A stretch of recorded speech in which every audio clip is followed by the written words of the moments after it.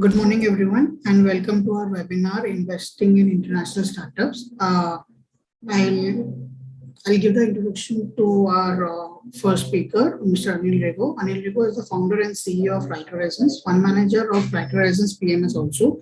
He needs no introduction as he is well-known expert in personal finance and market is known for many of you. He is regularly contributing in our columns and articles in publications and appear on various TV shows on ET Now, CNBC, etc. as a panel expert on market and mutual funds. He gives lectures on wealth management at premium business schools. He's also the author of book Honey, I Lost All My Money. I hand over the session to Mr. Anil Rego.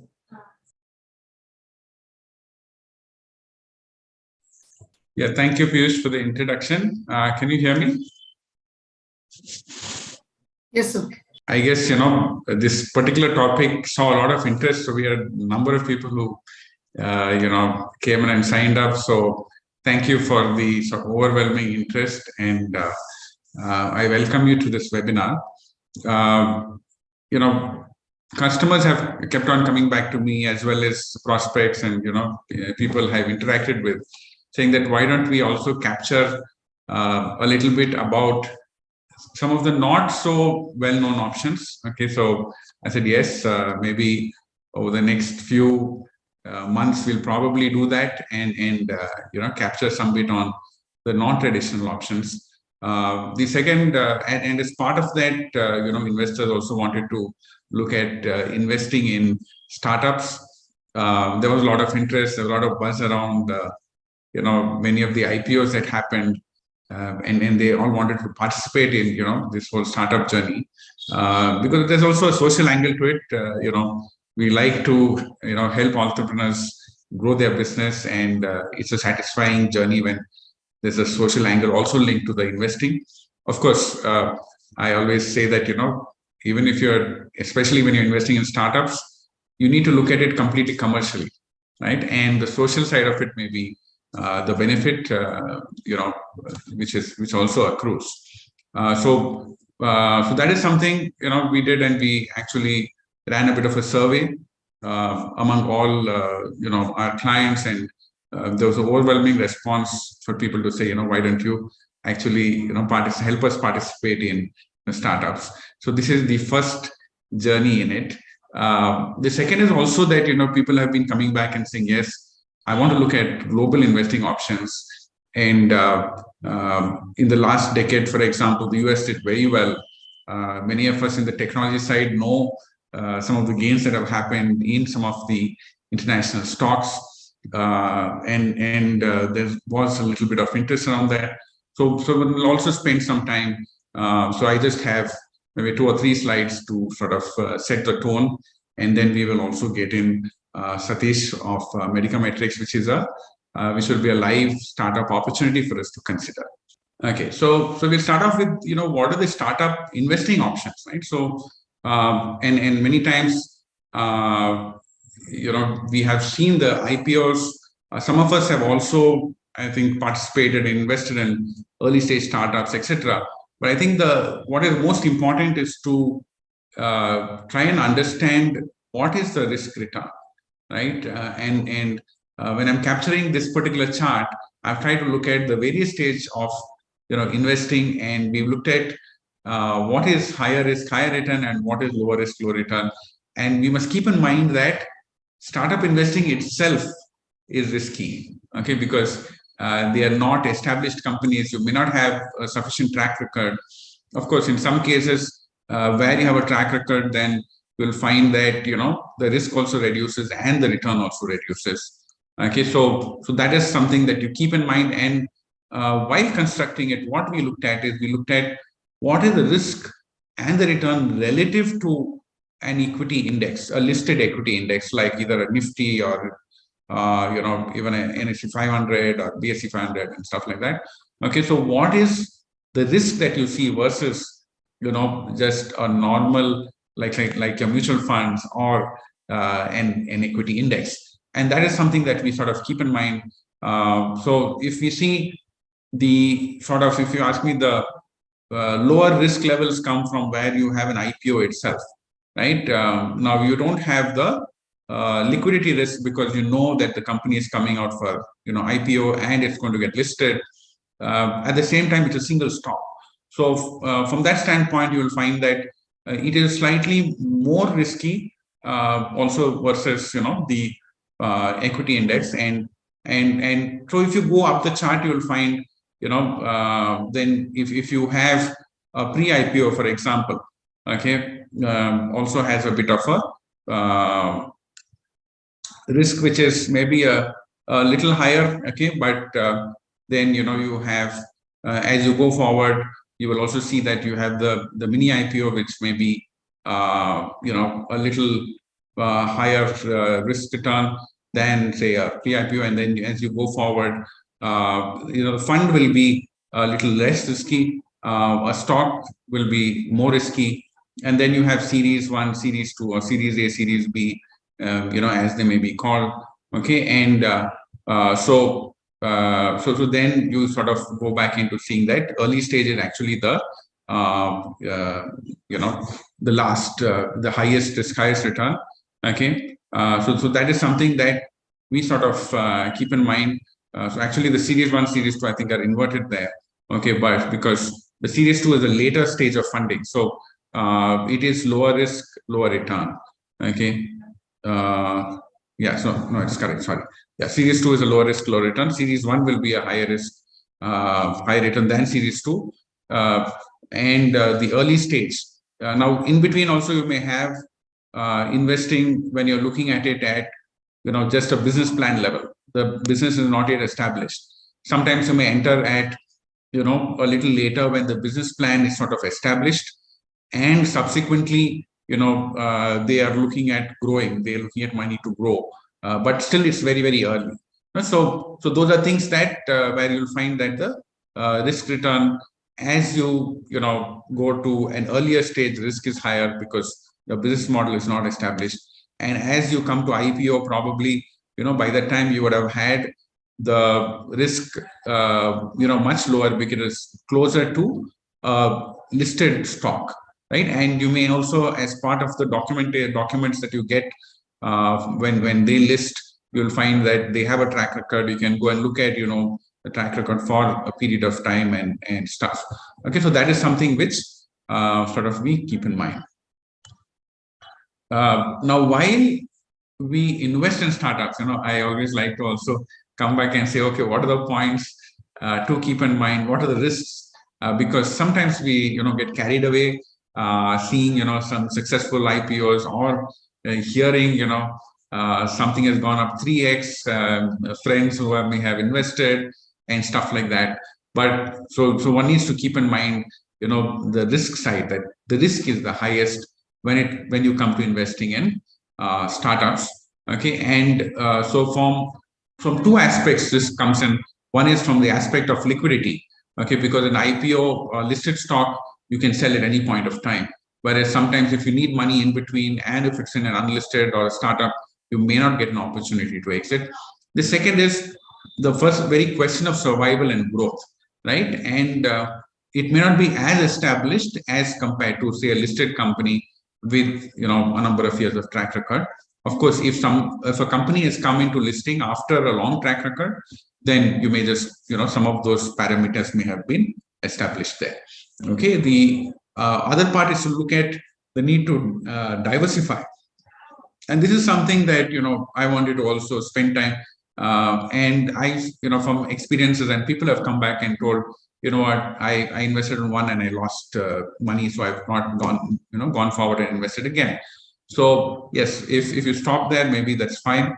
But the whole point is, when you invest in the startup journey, okay, you need to look at a diversified portfolio. Okay, is what I would think, and look at least 6 to 10 investments, because a bit of a thumb rule is that while you look at 10 stocks, you may find that almost 2 to 3 will fail, and they may actually become zero value. Okay, so that's something that you need to keep in mind. If you're looking at this space, there may be some stocks which will go to zero value.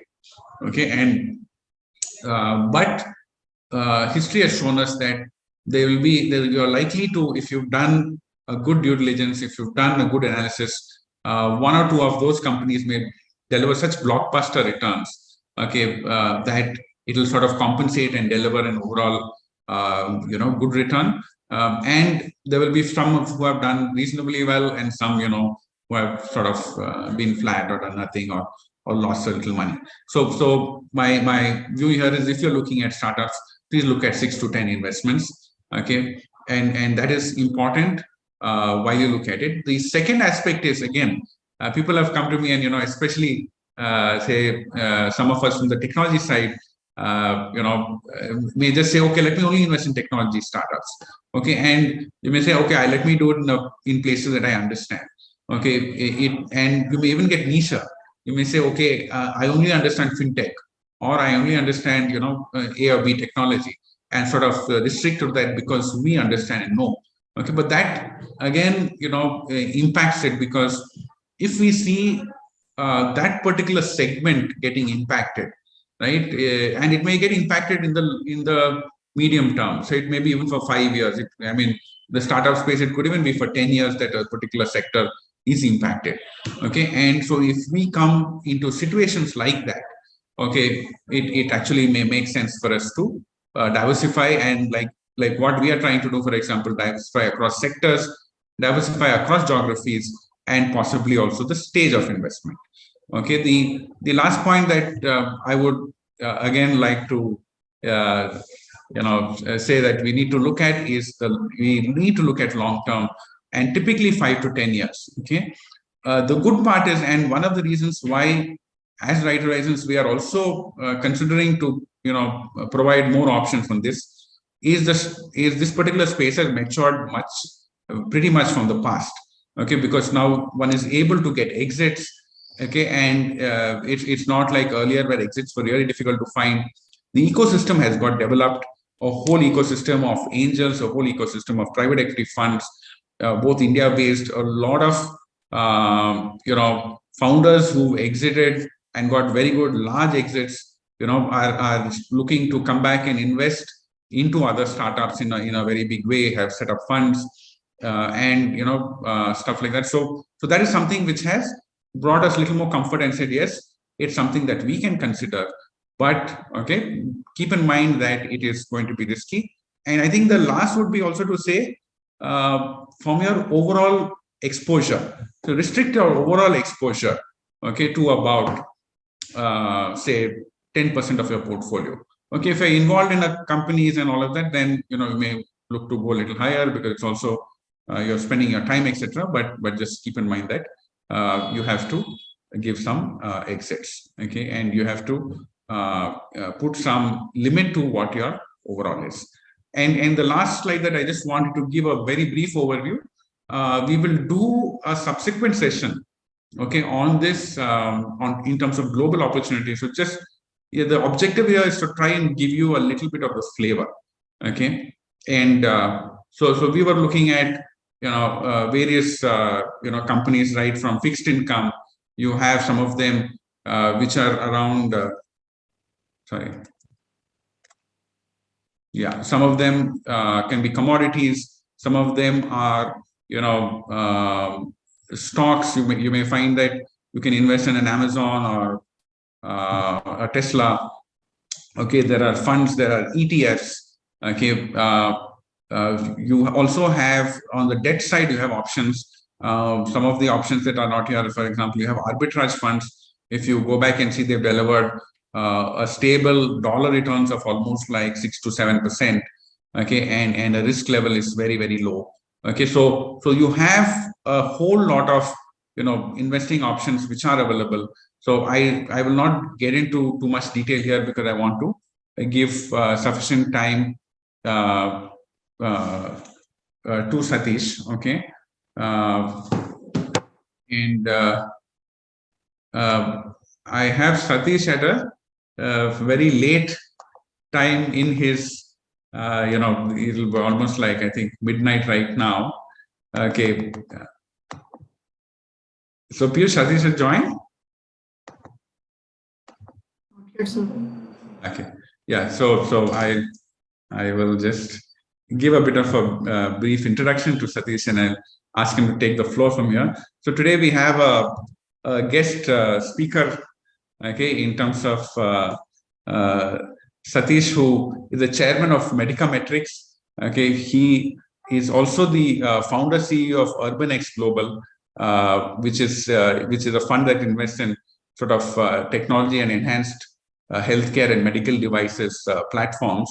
Okay, they also have investments into the real estate side and various other technology areas. Okay, Satish has a rich background in the private equity and the consulting space, and he has served as the president of Capri Capital Partners, which is a $3.6 billion real estate asset management firm, and was a partner at McKinsey and Company as well, okay, where he opened the firm's Doha office and led the real estate and infrastructure practice. And Satish has also worked in the technology practice of the organization and some of the other organizations as well. So Satish, I welcome you to this webinar. And okay, sorry, I think Satish just messaged me that he's had difficulties on the technology side. And he got booted out. So he'll just be rejoining. Okay, so while we just wait for Satish, maybe for my segment of the presentation, maybe if any of us have questions, etc., we'll be sort of happy to answer. Okay, so that we save time while Satish is joining. I encourage you to post your queries, okay, so that we can sort of capture them and I can respond to them, both on the startup as well as on the global investing side. Sir, Mr. Raju had a question on the second slide. He's asking what is the risk rate or percentage? They are asking is there any specific data that you can represent? Yeah, hi Raju. Actually, there's no specific percentage there. So, at the max, the risk is 100%, right? So let's say if you've invested 10 lakhs or 25 lakhs or 50 lakh rupees, right? So your worst risk when you invest in a specific company, right, it may go down to zero, right? And one may not be able to, actually get back anything from it. Okay, so that's the sad part about investing in startups. But like I said, if you go across a combination of stocks, okay, and you can also choose a fund. Now the fund route, I'll give you an example. Is we had an early stage fund, right? But which we also suggested to our clients, and the particular fund actually had almost like a 40% plus internal IRR, right, of the previous fund. So, and because they would invest in that, a number of companies. So even if there were one or two companies which sort of got, impacted, and if they became even zero, right, in the overall one may not have lost, the complete capital. Okay. Yeah. Thank you, sir. So Mr. Janki Raman has a question. How to approach the market now, considering the global situation? Okay, it's a little out of context on this webinar, but yes, I will take that because it's possibly on the minds of many of you. See, our view has been that markets have corrected well. Okay, and we also sent out a note recently giving our rationale as to why it also may be a good time to in a phased manner invest. Okay,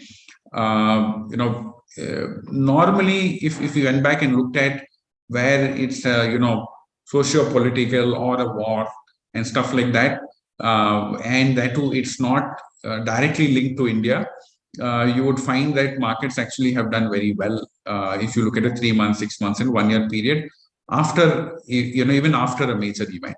Okay, So interestingly, there's volatility that happens before the event because markets don't like uncertainty. But even after the war starts, you find that slowly the market has sort of discounted most of it and it starts sort of moving up. Okay, so that's one aspect that we need to sort of keep in mind. Okay, but the second part of it, I think, which is why we are also reasonably bullish on the medium to long term, is interestingly in this year, which has not done too bad. One finds that the earnings growth has been faster than the actually the market price growth. Okay, so and this is reflected directly in what we call as the price by earnings ratio. The P ratio is a very good indicator to understand valuations, and it's a most commonly used indicator as well. Okay, so when we have when we sort of look at it and sort of join, I think you look at the P ratio, it's almost come down from 30 levels to about 21 or so.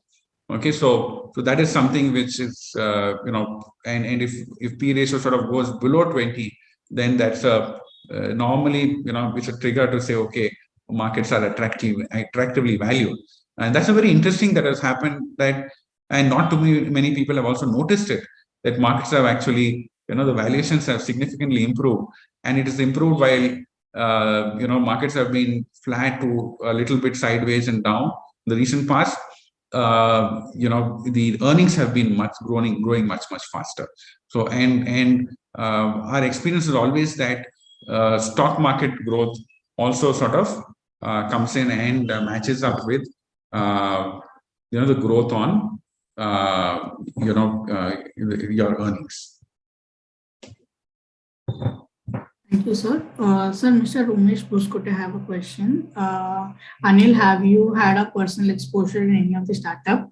Why I asked this, because it always better to hear from the first mode, means the person who is initially invested. Yeah. So we've had experiences with startups. I think we've done in unlisted companies as well. Some of them, and this is something that we also keep in mind, some of them gave the jitters to people for some time. Like we had a BSc, right, which thanks to certain government things at that point of time on listing of stock exchanges, there was some change that happened, etc. It got delayed, and the price got impacted. But we were confident that it was a fundamentally strong stock, and subsequently, and now it has done extremely well. Okay, so that is one thing that we keep in mind, that at times you may have to sort of withstand the down and the time period of investing. Number one, yes, there have been one or two which one has also lost money. Okay, like I said, right now the space has improved significantly, and these were maybe older investments that happened sort of a long time back. So we do have our learnings also from some negative experiences. Okay, but if we see among all, so we had we did the BSc, and then Future Ventures also ended up doing well, and one exited at a sort of good time for most clients. Then a very good one was we invested in a company called Tata eServe.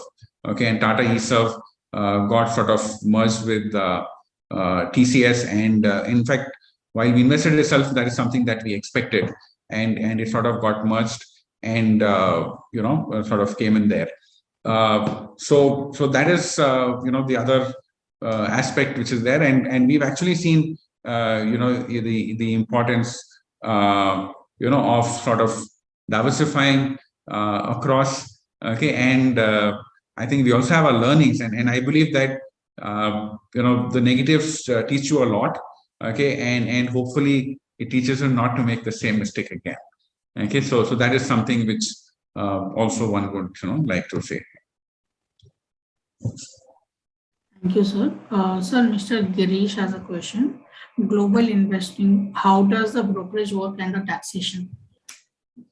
Yeah, so with global investing, typically, it is treated in India taxation as non-equity. Okay, which basically means that it becomes long term. If it's a fund, etc., okay, it becomes long term after if 3 years, and when there's a capital gain.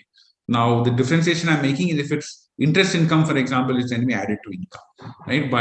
But otherwise, you will find that it is treated like a debt one 3-year taxation. After 3 years, 20% after indexation for inflation. Okay, so that is the broad thing on the taxation side.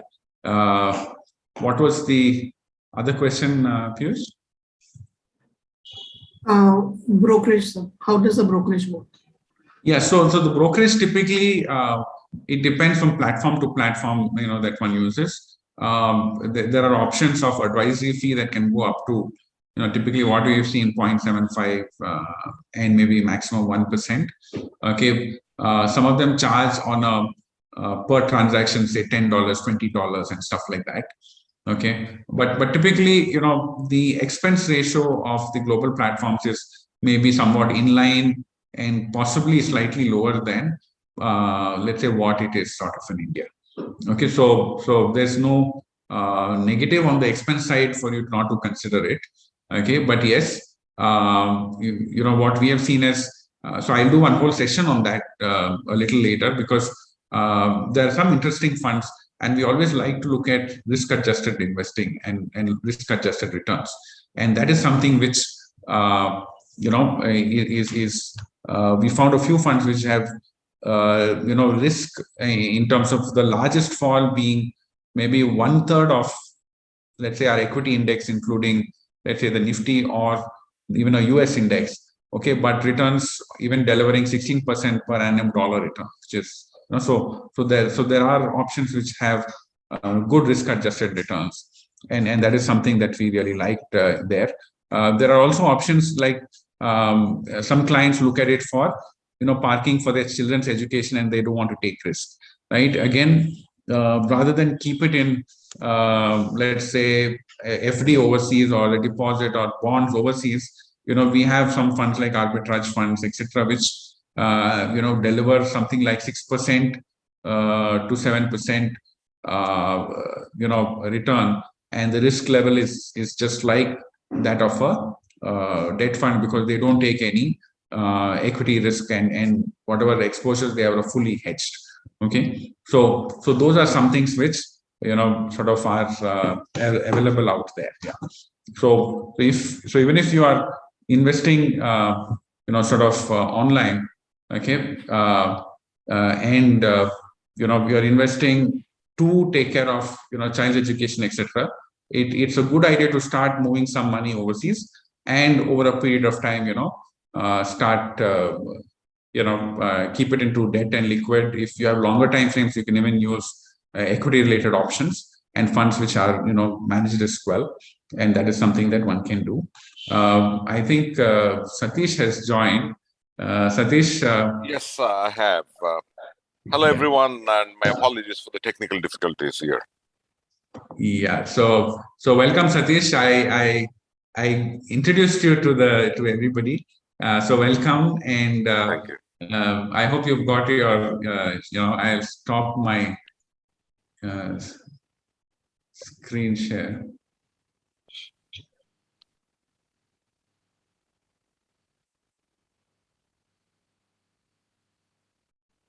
Yeah, you can start your screen share. Absolutely. Let me just do that. Hello, everyone. Thank you for taking time on a Saturday morning. I think it's a pretty energetic group, so delighted to be here. I'm just pulling up my screen, if you just bear with me for a second.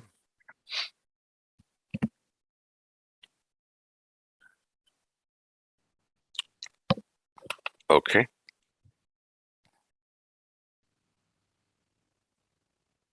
Let me show my screen.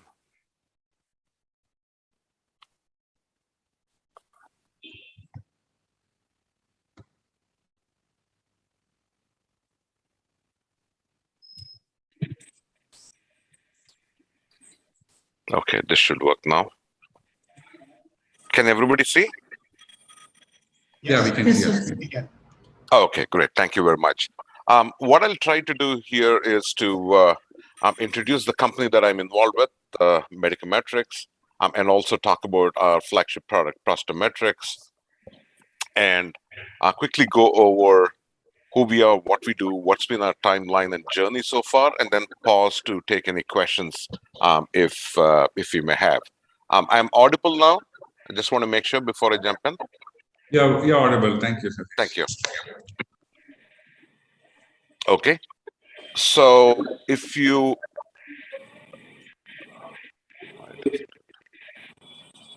there you go.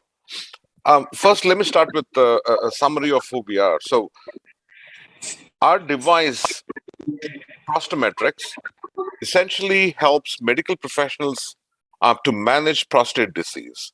And the prostate disease management covers screening, diagnosis, and monitoring for patients who are impacted and inflicted by prostate disease.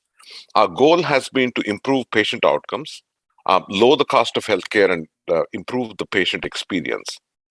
We have um, received our ISO 13485, which is a pretty important one because for medical devices, this is a requirement. We have already received CE mark and certifications that allows us to market the device in a lot of markets in UK, in EU, including India and other markets which accept a CE mark. And we are expecting the product launch to happen sometime in the next couple of quarters. We are also preparing to launch a series of other prostate screening and diagnostics products, and I'll come to them in a second. But very quickly, PSA Next is a next generation PSA test in partnership with Brigham and Women's Hospital at Harvard Medical School. We also have a biomarker panel test called LM Score, which is essentially for early prostate cancer screening, which is a serum based. And then you have an urine based and ProstaScan, which is a real time imaging of the prostate to get 3D tactile imaging and feedback imaging for the prostate cancer. We've completed Series A. We've also completed Series B. We have, in Series B, one of a very large institutional investor with several hundred billions of dollars under the management. And we've recently launched a Reg A, which is a mini IPO offering to essentially fund our sales, marketing, and business development initiatives. In terms of the quantum, we are looking to raise about $10 to $15 million through the mini IPO. We've already filed with the SEC, and we've received their approval to launch this initiative. So in a nutshell, that's who we are. If you look at our company product overview so we talked about Prostometrics, which is a point of care where a urologist or a physician can provide the volumetric measurement of the prostate organ at the convenience of their office. Typically, what happens is the prostometric, the volume calculation and the volumetric measurement for a prostate is done through other means, whether it's ultrasound or MRI. Typically, a patient gets scheduled for that, but we offer it at a point of care, and that is the biggest benefit, and also at an affordable price point. Our technology is patented. We do not have any direct competitors. Of course, we have indirect competitors like ultrasound or MRI. And the devices, as we mentioned, certified for use in different markets, including, besides Europe, including India. Our team, we have been fortunate to draw some veterans from the medical device arena. And the device has been developed, designed, and engineered in the US, and we are based out of Boston. Quickly, our roadmap. We started, we formed in 2020, May, and did a quick round of funding. We also went into, in September, a successful CE and ISO audit. We redesigned the controller from the time over the next course of 12 months. Our controller is essentially, and I'll come to what a controller is in the context of the prostate device.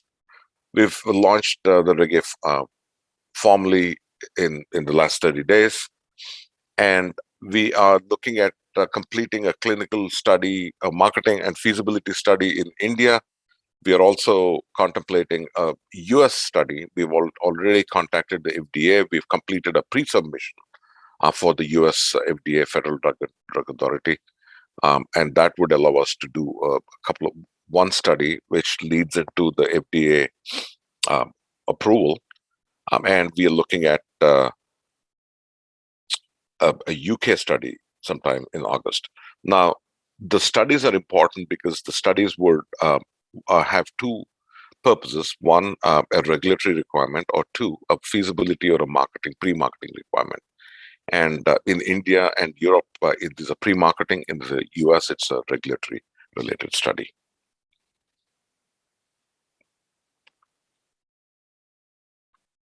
Let's talk about prostate cancer and why it is important. It is at least in the US, 1 out of 8 men in the US are affected by prostate cancer. It's the second leading cause of cancer death in American men. Excuse me. Almost 250,000 cases are recorded in the US and about 35,000 deaths in the US. Now, the numbers in India until the last 10 years have been almost insignificant. However, whether it's because of lifestyle, increasing obesity, dietary issues, and probably more of a Western diet, the cases of prostate cancer in India have also increased dramatically. 10 years ago, they weren't even, they're almost negligible. But then if you fast forward to 10 years, the numbers in India are also alarmingly high, or at least getting to that point where they're alarmingly high. Let's look at the market. In the US, it's a $3.5 billion market, growing to almost an $8 billion market in the next 6 to 7 years. In the US, we have 12,500 urologists, 40 million men. And in India, the numbers are almost 4,000 urologists and about 80 million men. India is a much younger society. But the number of men who are in the 50 plus age group are about 70 million to 80 million in India. In terms of number of DREs, this DRE stands for a digital rectal exam, which is what a male over 50 would receive as part of the annual visit to the urologist. So in the US, there are about 20 million. In India, that number is more like 2.5 million. These are estimates. And in the US, we have PSA test, which is the blood test which people receive at the urologist or the primary care office. There are 25 million PSA tests. In India, that number is probably more like 2 million. But the point I'm trying to make is, whether it's India or whether it's the US, the numbers are pretty large. In the US, the numbers in terms of incidence are pretty high. In India, the incidence is increasing quite a bit, especially in the recent years. If you look at the market outlook, broadly speaking, you have about 200,000 men who are told that they're affected by prostate cancer, and about 30 to 35,000 people die every year. So that is in a snapshot about what is the market that we are playing in. Let's look at Prostometrics, our flagship product, which is patented. What you're looking at on the right-hand side, the white console with the touchscreen, that is what is called the controller. And connected to the controller, if you see a glove-like a contraption, that is called the probe. So effectively what happens is the probe is placed into the rectum of the male, and the urologist, who's typically obviously trained, basically traverses the width of the prostate using the probe, and the tube that you see is essentially an optical tube that converts the linear lateral measurement of the prostate to a volumetric measurement through a proprietary algorithm. And what you see, and what the urologist sees on the screen, is the volume in cc of the prostate. And this is real time.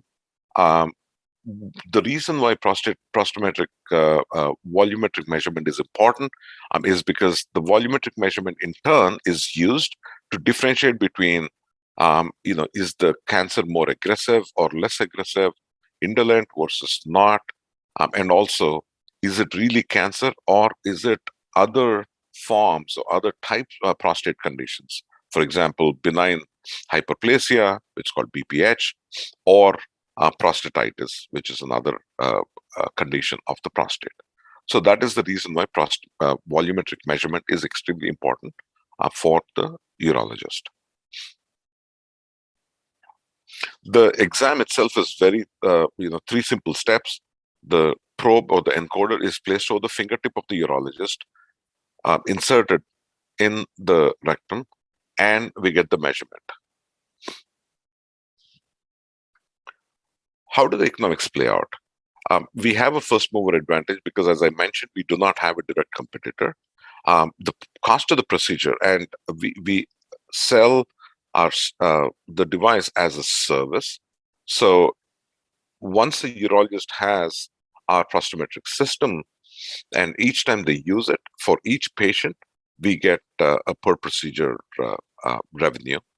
It's typically 900 rupees to the which is what we charge up to the urologist. It's a routine office procedure. And how does it compare to the other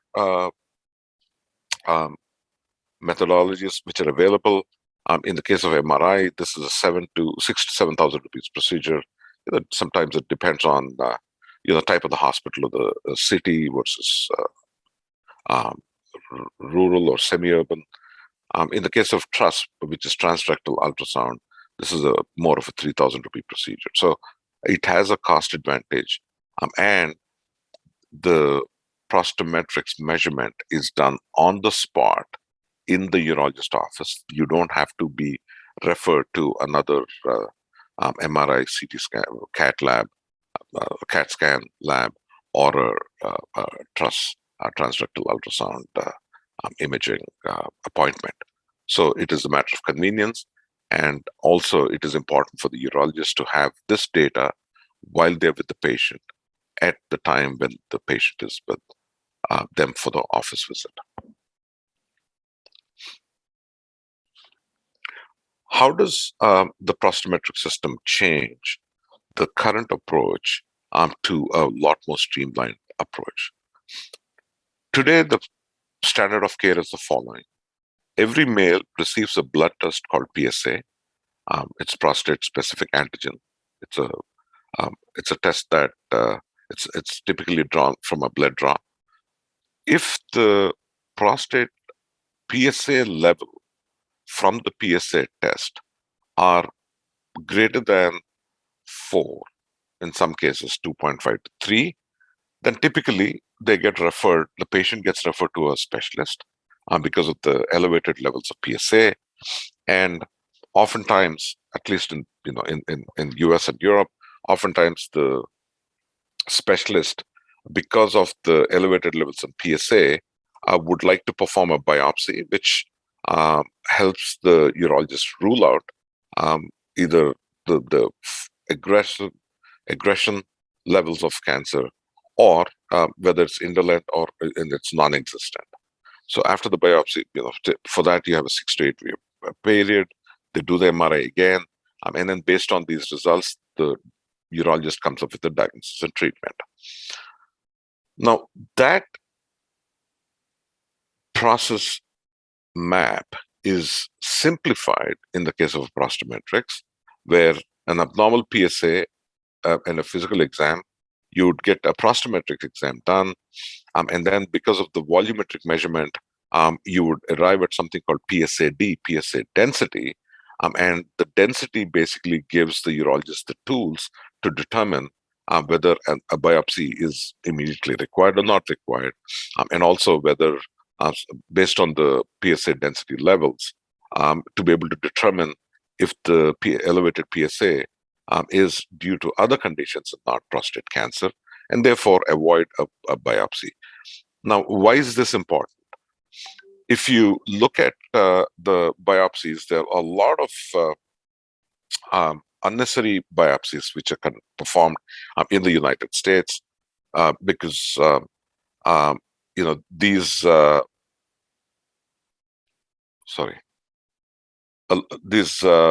biopsies are expensive and they come up with a lot of side effects. Okay, let me share the screen again.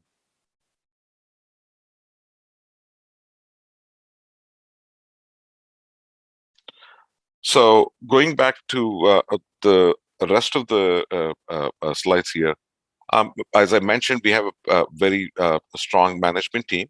We have been fortunate to be able to draw upon some people who have decades of medical device experience.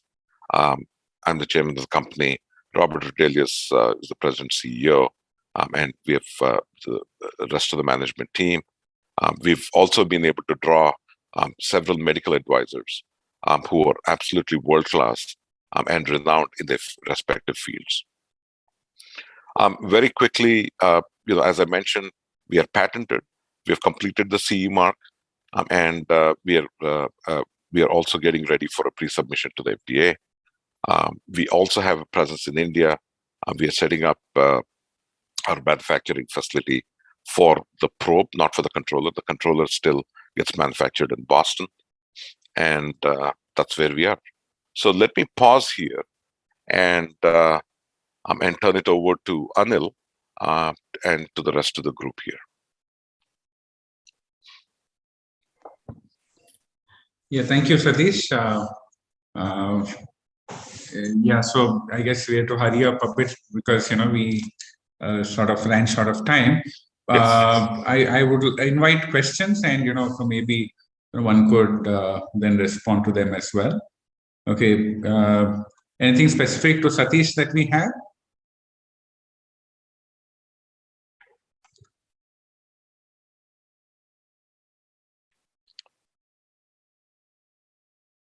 MJ, yes, please.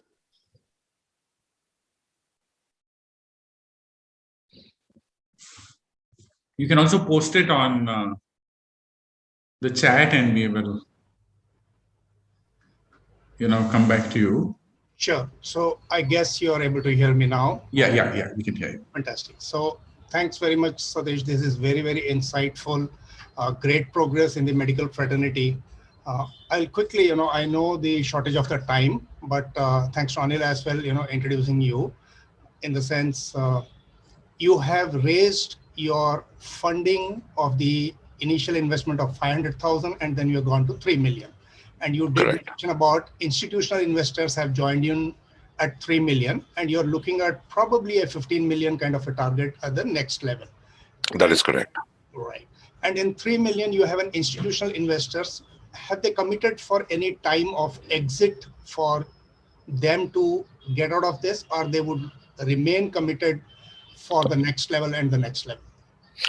They have said that they would like to remain committed. Fantastic. And this institutional investors comprises, I'm assuming that 3 million is comprising of multiple institutional investors? Or actually, no, it was just one very large investor who's coming. You are lucky. You are lucky, I must say. Yes. Excellent. So all the best. And, just a curiosity I had, because, there is a lot of disruption across, especially in the medical field now happening, what we are seeing with a lot of algos coming out there in the world for different kind of probes. And it has become very timely now with the viral spread that, everyone is becoming more conscious. And maybe like, it is a crisis, but the creativity also has happened in it.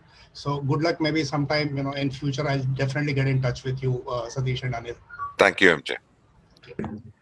Yeah, so I think there are also discussions happening, but it's premature to, with other institutions in the current round. I think it's not appropriate to comment on, some of this, for regulatory reasons. Yeah? Correct. Yeah. Thank you. Any other questions we may have? There's Sandeep who's raised his hand. Yes, please. Yes, Sandeep. Yeah, hi. Thanks. Actually, unfortunately I have to apologize because I joined in a little late due to other commitments. But thank you very much. I think it was a very good session, however long I was in. Just one quick question, and maybe you have covered it earlier, but what's the roadmap that you see, for this particular device itself over the next 5-10 years, maybe, expanding into other areas? That was one question. Another question is, are there any plans of integrating this with patient databases across, legislations and countries? Absolutely.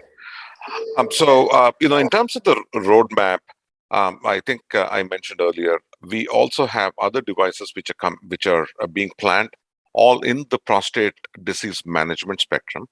And Prostometrics, the device that I showed you, is the first one. The second one, for example, is something called a PSA Next. If you look at PSA test, that's been around since for the last 60 years, 55 to 60 years. However, not much has changed in the technology itself. What we've done is we've partnered with Harvard, Brigham, and we are developing a next generation PSA test, which uses a lot less blood. For example, why can't we do this with a finger prick? You have a small dipstick and a finger prick with 1 or 2 drops of blood. Why should a simple PSA test draw 10 ml of blood? So that is something that we're working on. In fact, we might be in the market as early as in the next 6 months. And that obviously is a huge market because, like I mentioned, 25 million PSA tests is a lot of tests. If you're talking about a disruption in terms of the PSA test, that obviously is a game changer. So that is the roadmap going forward. Sure. Thank you. Just one additional question based on something that you mentioned towards the end. You've submitted this for FDA approval? So for the Prostometrics device, we have already completed a pre-submission, and we are looking to do a clinical trial.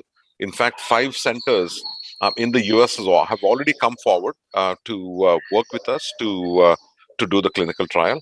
The pathway is for us to complete the clinical trials and then go for FDA submission.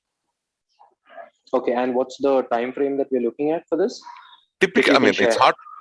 Hard to say, but from our experience, this is typically a 9 to 12 month exercise. Okay, perfect. Thank you, and again, hats off. It's a wonderful thing that you're doing for the generation. Thank you. Thank you very much, Sandeep. Sir, there is a question from Mr. Umesh Poskote. In India, are you doing standalone or do you have any collaborations? Sorry, are we doing standalone or what's the second part of the question? Do you have any collaboration? So we are the collaborator, we would like to think, because we own the intellectual property. But we are also looking for domestic partners in India. So we are always welcome. We are always open and would welcome partnerships within India. Yeah, Satish, maybe without getting into the detail, because I think, I think you'll have already reached out to the market, right? And urologists and stuff like that. So, absolutely, we have validated the market, and in fact, there's been acceptance. One is aware of that, and so maybe just a few bits on what has been their response and what is likely the hospital chains and stuff like that. Absolutely. So we may actually be, in that sense, very fortunate because, the urologists, I have to say, are very passionate about bringing the best of, urology and prostate care to India. We've had the benefit of working with some of the best urologists from India who are, renowned globally. And they have welcomed the device. They have actually committed to using this device in their standard of care. In fact, we have started to receive letters of interest and initial purchase orders as well upon the completion of a small marketing related study. So the traction actually has been very, very good. Yeah, thank you. And one question from Janardhan is that can you provide your ownership details? No, unfortunately not. So But my the founders, apologies, yeah, maybe the founders at a overall level. Can we provide that details? Yeah. So we can provide that. So at this point, the founders and management own more than 50% of the company. Yeah, thank you.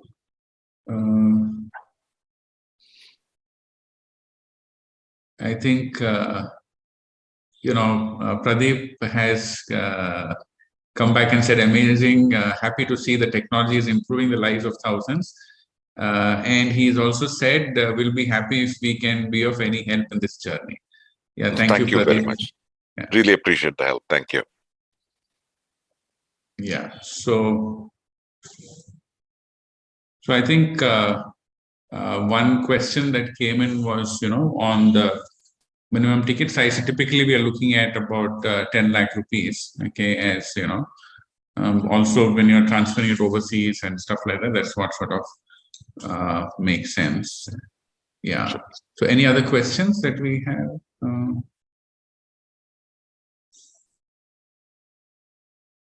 Any other questions for Satish? Yeah, so I'll then take up a couple of them which were on the, questions that came in before, right? One was on how long does it take to exit such investments, and I think that's also talking about startups. Okay, so typically it depends on what stage one is. So a mini IPO or a pre-IPO will be much faster. In the case of a mini IPO, in fact, we will share the details as well. It's a slightly different process that the US has. They have the concept of mini IPO, where the SEC actually goes through all the documentation and approves the mini IPO. Okay, just like an IPO itself. The good part of it then is, subsequently this to go for listing. Listing is a separate activity that they've done. They set aside certain minimum criteria that one needs to fulfill. Okay, there are some 5-6 conditions that they put down, and like Medicametrics should be on 17th of May, they should be able to achieve all their criteria for listing. Okay, but the thought process is, just to be on the safer side and stuff, we were looking at maybe an October type of time frame for listing, just to be on the conservative standpoint. And yes, once the fundraising is sort of complete, then it could happen earlier as well, including significantly earlier, depending on how some of the discussions, including with some institutions, now that are happening. Yes, so that is the thing. And so basically, so my point is, in a mini IPO type of situation, it may be just a 3 to 6 months type of a time frame. A pre-IPO, again, depending on how close it is, it may be also something like that, or it could even go up to 1 year. Typically, we tell people exits are 6 to 10 years in normal course. Okay, but today, because the market has significantly improved, what we are seeing is if you do 10 investments, 2 or 3 of them get a second level fundraising, and the investors then look to buy out the smaller investors, the guys who are coming in the next round.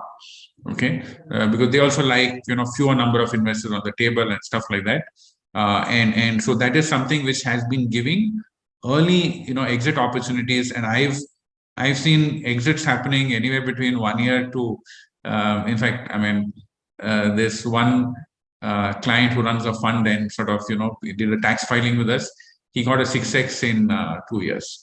Okay, that's I mean, that's the also what can happen, but I'm just saying that's not the benchmark to keep.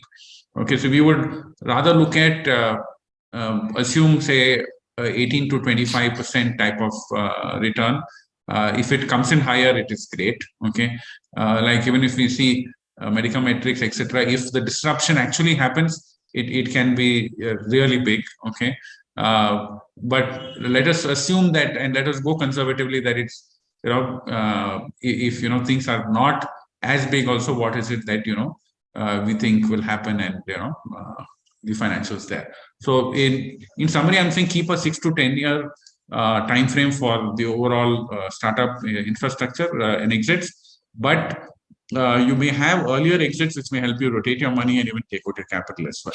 And that's typically what I've seen with some of the funds that have happened. I think Unikrishnan asked about dollar fixed income investments. So are you planning to introduce such schemes shortly? Actually, we've already done it for a few clients. Okay, and yeah, so we typically, for HNIs, it is something that can be an option, especially when you have, let's say, either you are overseas, and so a number of our, investments have happened from clients, let's say, who are in Singapore, based out of there and working there and stuff, or who are looking to take care of the children's education from here. Overseas education is now becoming almost like a standard.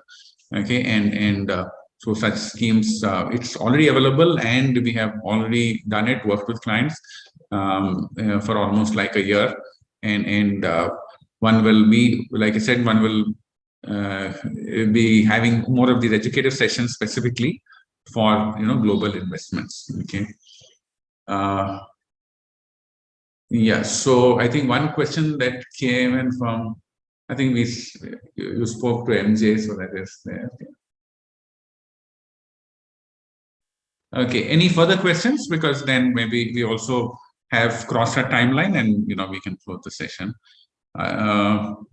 UB says, are you Umesh, I guess, planning to have more such investment opportunities in the future? So typically, yes, one is looking to do that in a phased manner over a period of time. And what is the time frame that Medica Metrics is looking? Actually, they are looking at about a couple of months in terms of a time frame for the fundraising side. There could be also an increase in pricing that may happen on a certain milestone in between. Correct. Yeah. Okay, so I think that's broadly it. Thank you everybody for sort of participating. Thank you, Satish. Thank you, and Anil, I have to say, it's very heartening to see such enthusiastic response. I think it bodes well for India. So again, thank you for the opportunity, and I look forward to staying in touch with several of you. So appreciate it. Yeah. Thank you, Satish, and appreciate your time, and also I guess you're well past midnight, and you sort of obliged to come on. Okay, so thank you for that. Okay, and so see, typically evenings are not a great time, is what our experience has been, and so I had to, we preponed this a little bit from a normal 11 o'clock hour to help you, not have a ridiculous time. Okay, so thank you, and thank you all for participating. Feel free to come back and ask your questions and stuff like that, and we will also share certain details. Both, I did a very brief overview on, say, the global investing and the startup side. On the startup side, we are creating a sort of an ecosystem and an initiative to run that and sort of do multiple ones, because I think for me, being a wealth manager as well, it's important that we ensure that we look at the risk for the clients, and which is why one doesn't want to come and just give a random one or two and stop there. Okay. The second aspect on the global side also, maybe we will send across to you a sample of the opportunities, which is like a one-pager, which has a little more detail than what I shared with you today. So in case of interest, then one can always come back. It will be educative, and we'll probably do one more session to follow up also. Yeah. Thank you. Thanks all. Thank you all. Have a good weekend, everyone. Yeah. Have a good weekend.